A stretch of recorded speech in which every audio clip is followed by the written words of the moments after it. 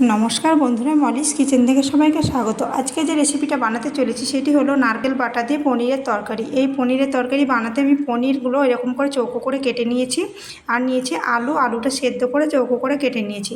এরপর আমি এখানে নারকেলটা বেটেছি, নারকেল আর তার সাথে ছিল চালমগজ, কাজু, কিশমিশ, এগুলো আমি ভিজিয়ে রেখে ভালো করে একসাথে বেটে নিয়েছি। তারপরে কড়াইতে দিয়ে দিলাম সর্ষের তেল, তেলটা দিয়ে আমি হালকা করে পনিরগুলো ভেজে তুলে নিলাম। এরপরে ওই তেলের মধ্যে দিয়ে দিলাম গোটা গরম মশলা ফোড়নে, তারপরে দিয়ে দিলাম কেটে রাখা টমেটো দিয়ে ভালো করে সামান্য একটু লবণ দিয়ে ভালো করে গলিয়ে পুরো গ্রেভি করে নিলাম। এরপরে দিয়ে দিলাম আদা জিরে বাটা সামান্য দিয়েছি মশলাটা, তারপরে দিয়ে দিলাম স্বাদ মতো লবণ, কিছুটা লঙ্কার গুঁড়ো দিলাম। তারপরে ভালো করে মশলাটা কষিয়ে নিলাম। মশলাটা কষিয়ে নিয়ে তারপরে দিয়ে দিলাম এই যে নারকেল আর কাজু কিশমিশ সমস্ত বাটা, এগুলো দিয়ে দিলাম।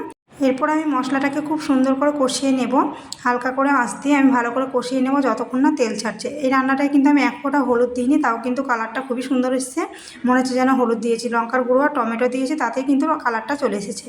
এরপর আমার কষানো হয়ে গেছে, এরপরে দিয়ে দেবো আমি আলু আর পনিরগুলো আমি দিয়ে দেবো। আলুটা কিন্তু ভাজিনি, কাঁচাই সেদ্ধ করা আলুটাই দিয়েছি। তারপরে আমি ভালো করে নেড়ে চেড়ে নিয়ে আমি গরম জল দিয়ে দেবো, তারপরে ঢেকে রেখে রান্নাটা করে নেব।